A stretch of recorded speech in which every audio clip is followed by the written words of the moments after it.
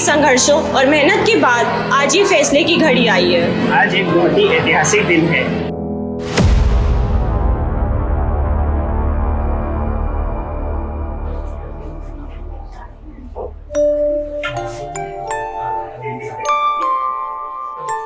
क्या हुआ रे? आजकल तू खेलने क्यों नहीं जाता? क्या हुआ बेटे?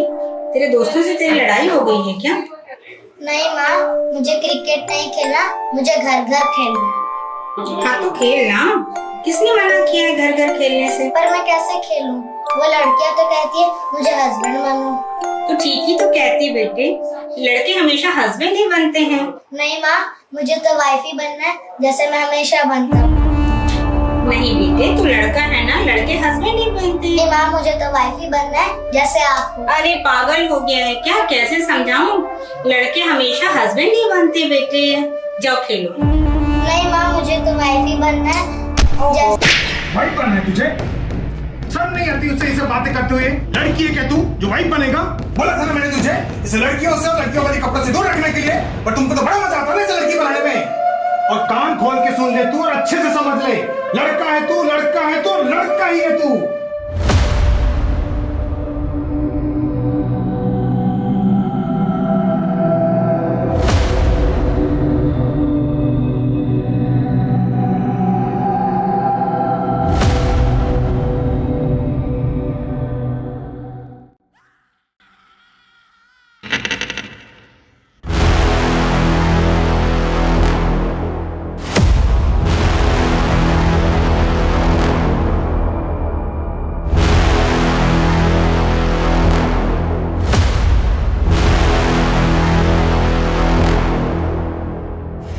मधुर,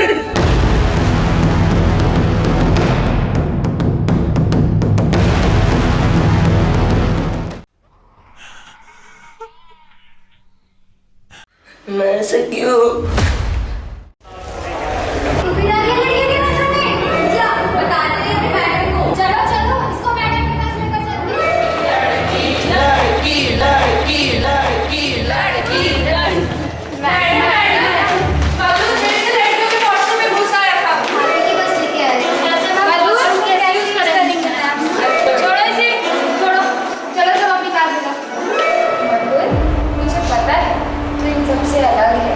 पर इन सबको ये समझा पाना नामुमकिन है। इससे अच्छा यही होगा कि तू ही समझ जा, अपने जीने का तौर तरीका और ढंग बदल ले। मैं तो चाहती हूँ दुनिया कोई बदल रहा है, जो मुझे स्वीकार नहीं करती। स्वीकारती है मधुर, स्वीकारती है, पर दुनिया उसी को स्वीकारती है जो अपने हक के लिए लड़ता है। मैं जानती हूँ बेटा, तूने अपनी छोटी सी उम्र में बहुत कुछ सहा, पर तुझे अपनी शिक्षा को अपना हथियार बनाना होगा। जैसे हमारे संविधान निर्माता डॉक्टर भीमराव अम्बेडकर जी, जिन्हें अछूत मानकर दूसरे बच्चों के साथ पढ़ने नहीं दिया जाता था, पर उन्होंने संघर्ष किया और अपनी शिक्षा को सीढ़ी बनाई और उस ऊंचाई पर पहुंचे जहां उन्हें हमारे संविधान निर्माण करने की जिम्मेदारी दी गई। और आज हमारा पूरा भारत देश उन्हें संविधान निर्माता के नाम से जानता है।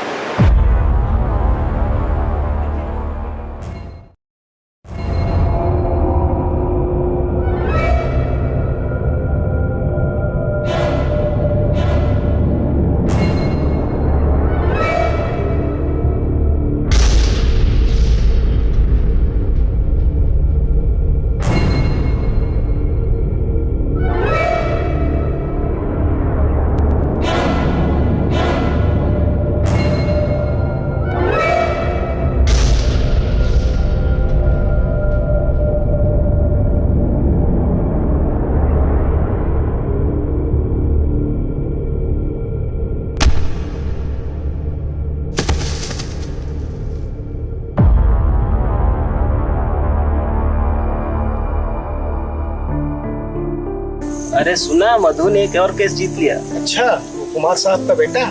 बेटा नहीं बेटी। कुछ भी कहो यार, कुमार साहब का बेटा बहुत बड़ा वकील बन गया है। सब तकदीर का खेल है भैया। दूसरे बेटे ने तो कुमार साहब की पूरी इज्जत मिट्टी में मिला दी, अभी चोरी की सजा काट रहा है। कुमार साहब जिसे कमजोर और अयोग्य समझते थे वो वकील बन गया है। अरे फिर से बन गया नहीं, बन गई है।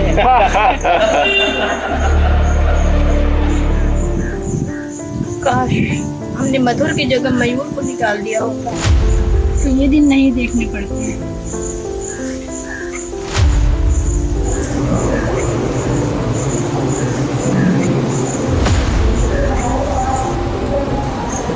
माँ, पापा,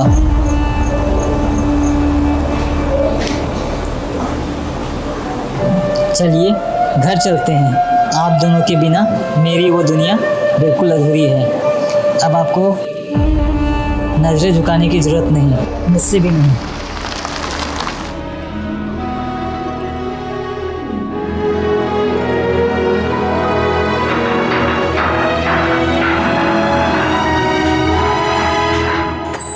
good morning ladies and gentleman. जैसा कि आप जानते हैं कि आज हम सब लोग यहाँ पर इकट्ठा हुए हैं इस बात पे चर्चा करने के लिए इसके अगले जज कौन होंगे। व्यक्तिगत तौर पे मैं ऑनरेबल सुश्री मधु कुमार जी का नाम प्रस्तावित करता हूँ। सर, आपका क्या कहना है इस बारे में? बिल्कुल, अभी तक उनका जो भी फैसला रहा है बहुत निष्पक्ष रहा है। आप लोगों की इसमें क्या राय है? जी नहीं सर, मैं बिल्कुल भी सहमत नहीं। सर, मैं उनको इस पद के योग्य नहीं मानता हूँ और मैं भी असहमत हूँ उनके नामांकन से। और बाकी लोगों का क्या कहना है? जो भी सुश्री मधु जी के नामांकन से सहमत हैं, कृपया अपना हाथ उठाएं। तो ठीक है, बहुमत सुश्री मधु जी के साथ है, तो उनका ही नाम नामांकित करते हैं।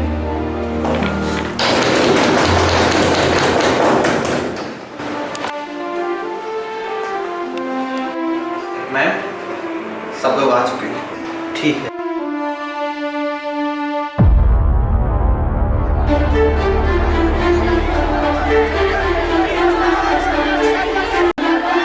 सुप्रीम कोर्ट में ट्रांसजेंडर के अधिकारों के ऊपर एक बहुत ही ऐतिहासिक फैसला होने वाला है। बहुत सालों से बहुत सारे एक्टिविस्ट की ये संघर्ष की लड़ाई जारी है। Recognized that fundamental rights are available to the third gender in the same manner as they are to males and females.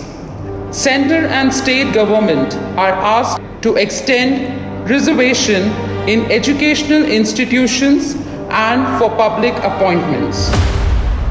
हर मर्द के अंदर थोड़ी सी औरत होती है और हर औरत के अंदर थोड़ा सा मर्द होता है, लेकिन मेरे अंदर एक पूरी की पूरी औरत थी और शरीर के अंग मर्दों की तरह। और ये मैंने नहीं चुना था, क्योंकि यह हम कहाँ चुन सकते हैं। भगवान ने मुझे ऐसा ही बनाया था, लेकिन इंसानों के नियम भगवान के अनुसार नहीं चलते। पतंगे उड़ाने की उम्र में मेरे साथी मेरी खिल्ली उड़ाते थे। सपनों को बुनने की उम्र में मैं माँ बाप के ताने सुनती थी। मेरे लिए ना लोगों के दिल में जगह थी और ना ही संविधान के पन्नों में। मैं नियमों से चलना चाहती थी, लेकिन हमारे लिए कोई नियम ही नहीं थे। पूरा समाज हमारे अस्तित्व की परीक्षा ले रहा था और परीक्षा के फॉर्म में हमारा अस्तित्व ही नहीं था। मुझे सच की लड़ाई भी झूठ के सहारे लड़नी पड़ी, क्योंकि सवाल था मेरे जैसे लाखों लोगों के अधिकार का, अस्तित्व का, सपनों का, और आज वो लड़ाई हमने जीत ली है।